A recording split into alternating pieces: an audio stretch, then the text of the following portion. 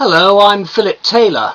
I'm from Richmond Green Chambers, and I'm introducing a book called The Road to Freedom, which is a history of the Ho Chi Minh Trail, written by one of my colleagues, Virginia Morris, and her husband, Clive.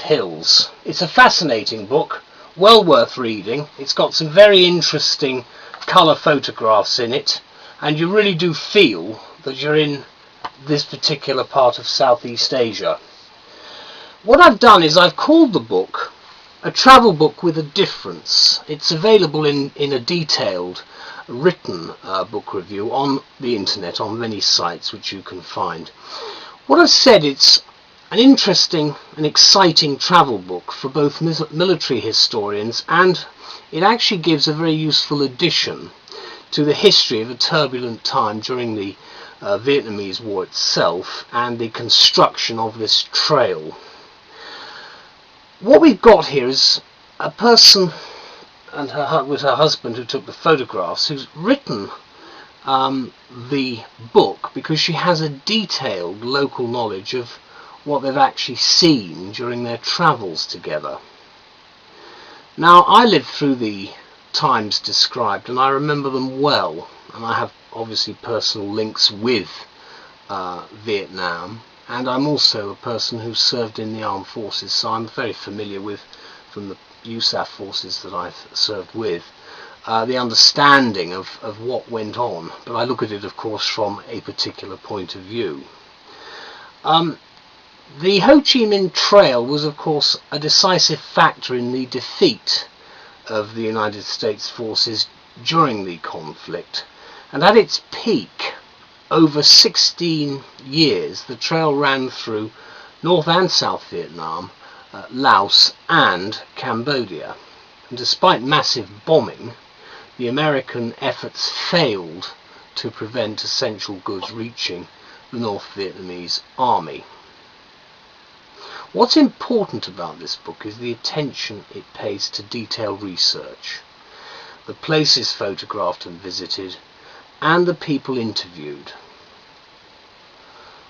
Morris and Hills were the first Westerners to traverse the entire length of the trail, and they produced what I think is a balanced and fascinating account of what is a most remarkable feat of both engineering and tactical warfare during that war.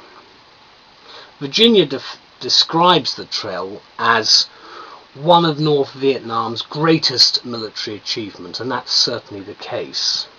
She has an interview with General Giap, who oversaw the construction of the trail, and says that whilst they were, as she puts it, at opposite end of the particular political spectrum, she did look forward to actually shaking hands with him, because he was, to use her expression, the man who had the vision and intellect to see its construction through to the fall of Saigon. Obviously that was the particular aim, his mission statement if you like in current terminology. Mind you, it's always difficult to look at these so-called achievements without considering the human cost involved. We're talking here of 120,000 people who worked on the trail and over 20,000 people who died, with 30,000 seriously injured. So you see the human cost. A war poem was written. I'm going to give you an extract from Pan Tien Diat, and this is the concept of the project. The words are quite full of imagery.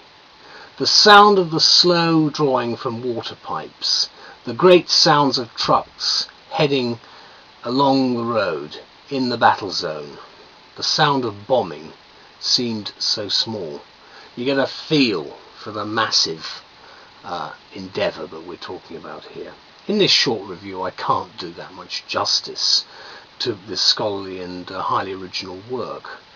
It's worthy of the military historian's library, and it gives a fair and balanced account of this remarkable feat.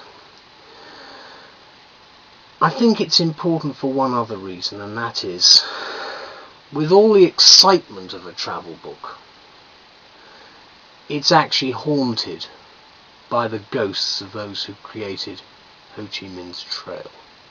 and I think it's an important book for that reason, if for none other. It's well worth reading. Thank you very much.